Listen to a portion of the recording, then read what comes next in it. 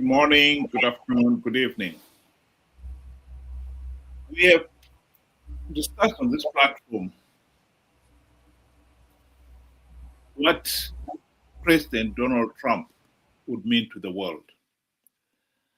And I think most of us did not expect a lot of good to come out of America during his presidency. But what we have witnessed in his year in office, in his second term, has really surprised the world. He has rocked the world. Like it or not, his America First has made everybody to turn around and forget the, what had ruled the world ever since the Second World War in particular, this win-win cooperation spirit. Doing unto others as you would want them to do unto you. When you say America first, all you're saying is, I don't care about anybody else. I only care about what is good for me. And when you start taking that kind of attitude, and you are in a position of power and authority, then everybody else will react and say, well, okay, what choice do I have? None. I too have got to start looking at me, what is in my own personal interest. And this has destroyed the spirit of working together. This do unto others as you'd want them to do unto you is undermined when you start having that inward-looking attitude. And what should be also be emphasized here is that as much as President Donald Trump thought he was going to make America great again, the reality is, I don't think America is greater than it was before he came into office. There are endless problems that America has had. And as for the working with everybody else, the trust is gone. And rebuilding it is a lot more difficult. And this reminds one of the saying that it is easier to destroy than to build. You should not fix what is not broken. The truth of the matter is, President Donald Trump has broken the world order. He didn't fix it, he broke it.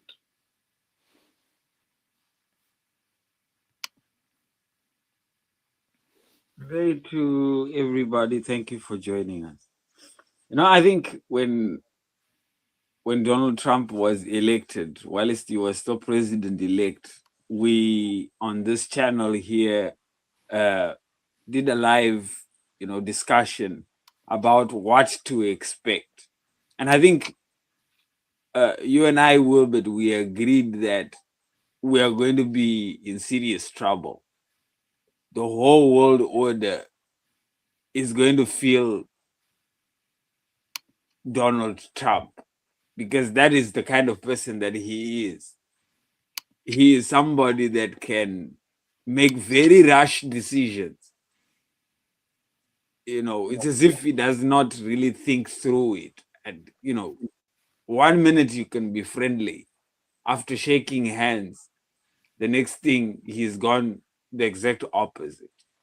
And whilst we were discussing, we actually took the step and warned the world to say, we have been comfortable. Now here comes a man that is going to shake things up. Are we preparing, or are we prepared for it? And lo and behold, he has really shaken everything. Be it the tariffs war, be it making America great again, arrests in sovereign, nations, bombing, and so forth. It's who he is, and we expected it, and we also expected the world to be preparing and be prepared for a very, very difficult time during his reign, because Donald Trump, that is who he is. Friend, foe, he really doesn't care about that, as long as he gets his way at the end of the day. Though sometimes, like you said, he's been saying making America great, but the signs and the symptoms do not show any greatness. Instead, we are now seeing weaknesses where friends, once countries that were friendly and allies, are now slowly backing away, and that friendship is turning into a really, really bad nightmare.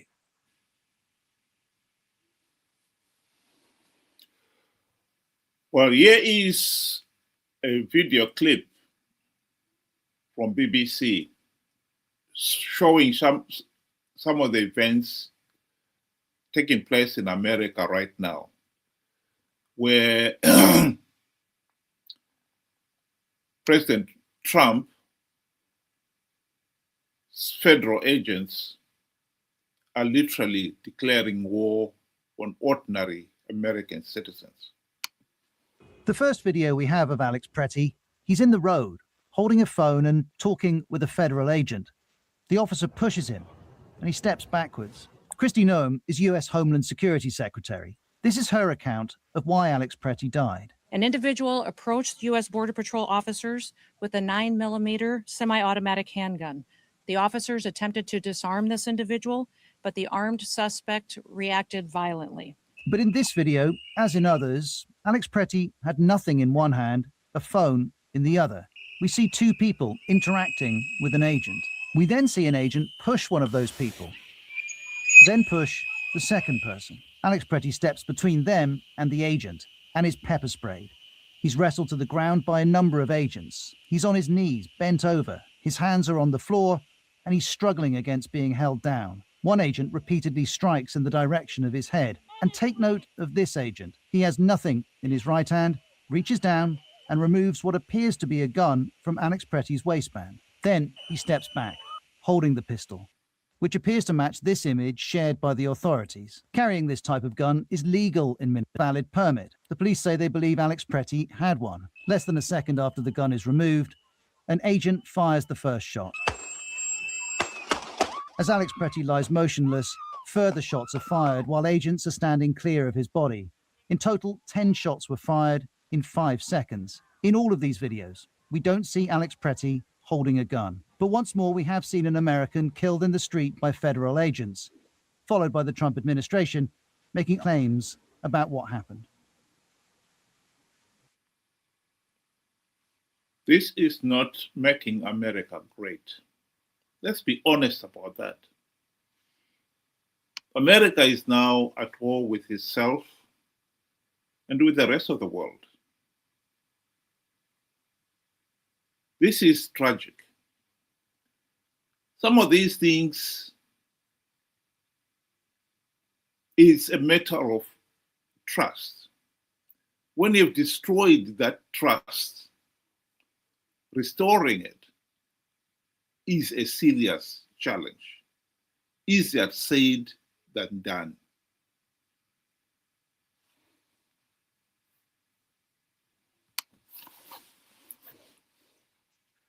It's sad that, we get to see images and we get to share images of somebody losing their lives. But this is the reality, that we are now living in. My biggest issue is, a once great state, one that was leading by example, if it is now behaving like, for example, how Zimbabwe behaves, and taking into consideration that we had such, things happen where in August of if I'm not mistaken, it was sometime in August, just after the election, where we saw, soldiers gun down Zimbabweans. If America is doing it, it then tends to be acceptable for the whole world and other dictators out there to do it. You cannot now go and say what you are doing is wrong in for example, in Nigeria, that you are killing Christians, whilst your own army and your own agents are killing your own people.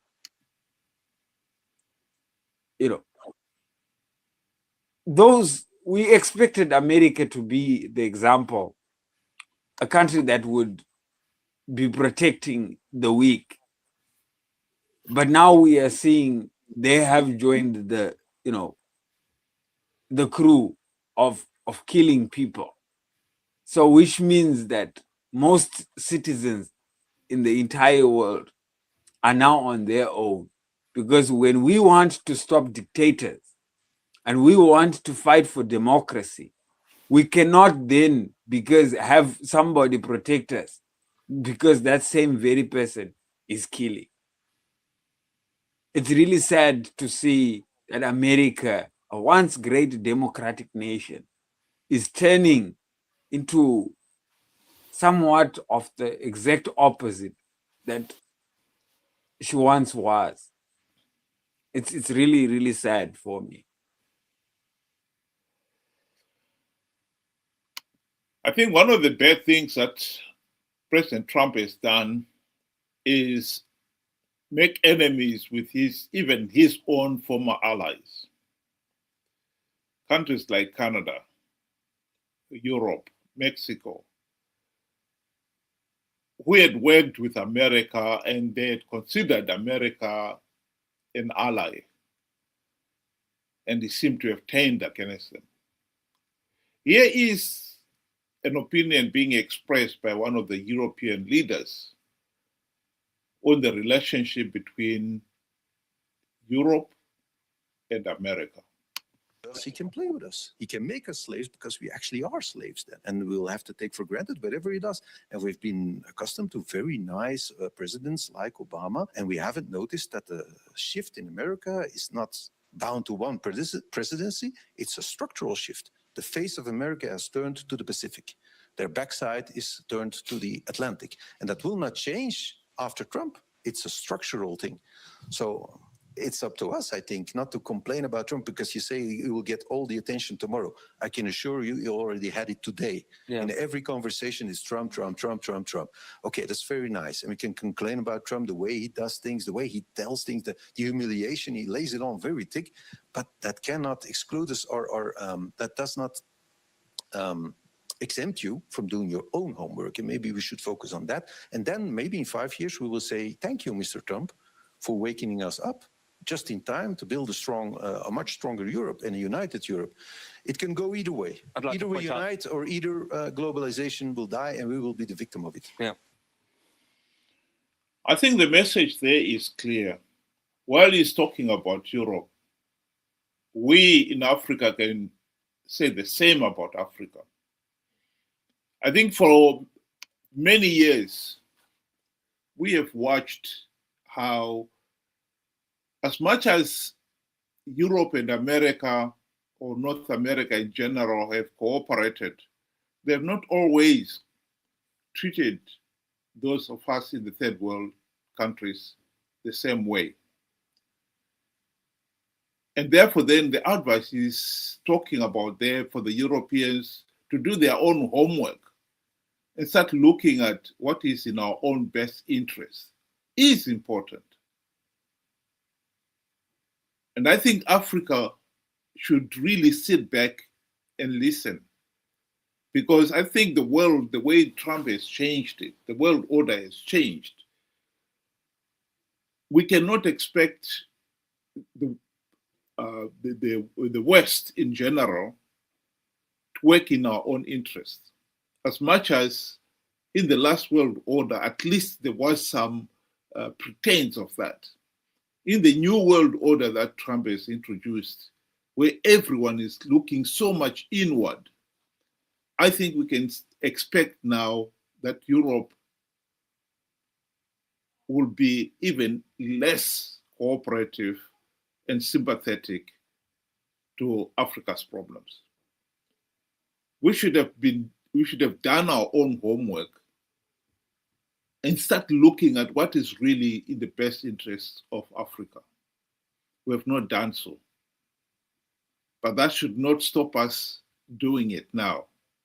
The need to do that homework is now more urgent than ever before.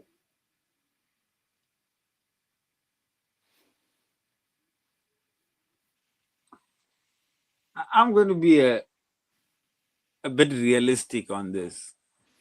This question that Europe has asked itself is a very, very important question. And identifying some of the key issues that this gentleman has raised is equally important. The world order is changing.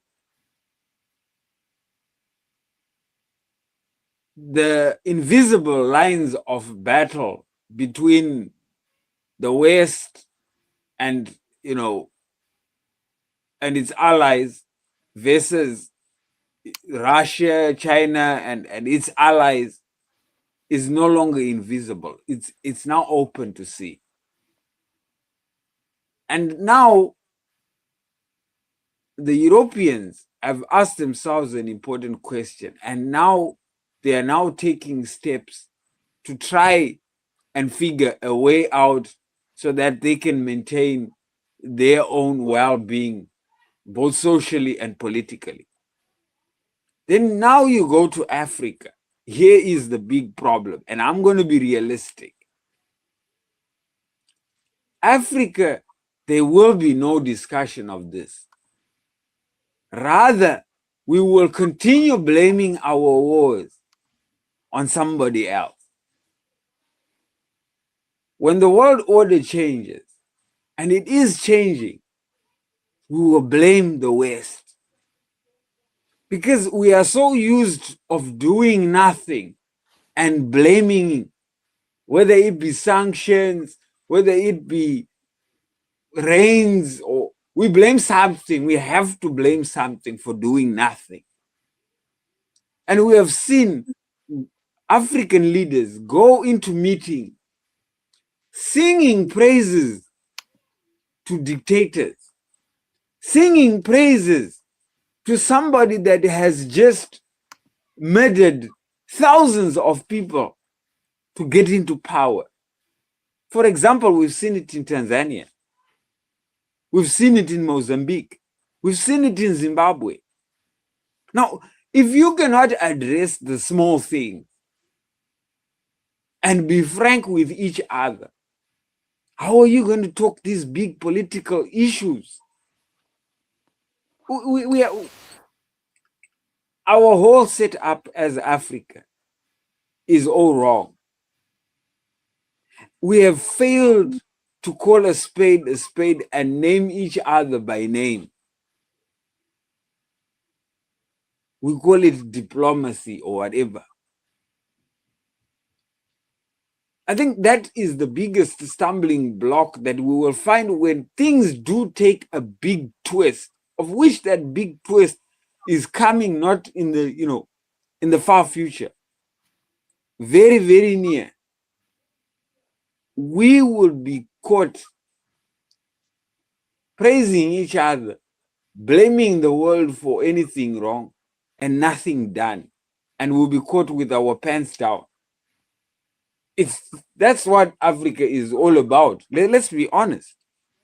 We have never taken, Look, for example, when the COVID came and everything changed just like that, Africa had to wait to be given donations.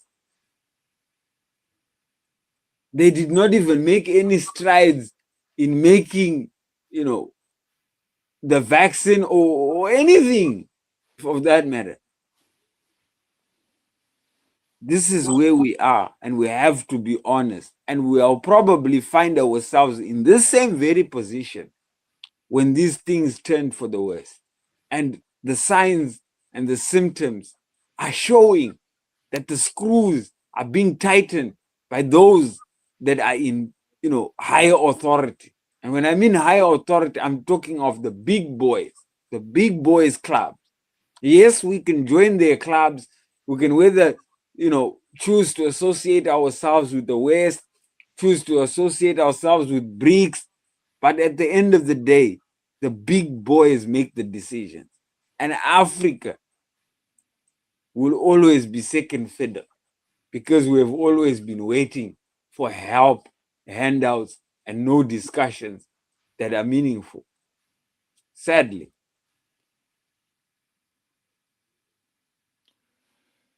Yeah, the tragedy is President Donald Trump, with his America First, has broken the world order.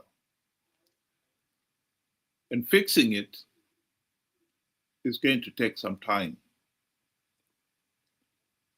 And in that time, we in the third world countries, we have relied on international institutions like the UN, will be in serious trouble. If there was ever a time when we needed to step up and seriously fix our broken political systems in Africa, and in Zimbabwe in particular, that time is now. Think about it. Thank you very much. Have a good night.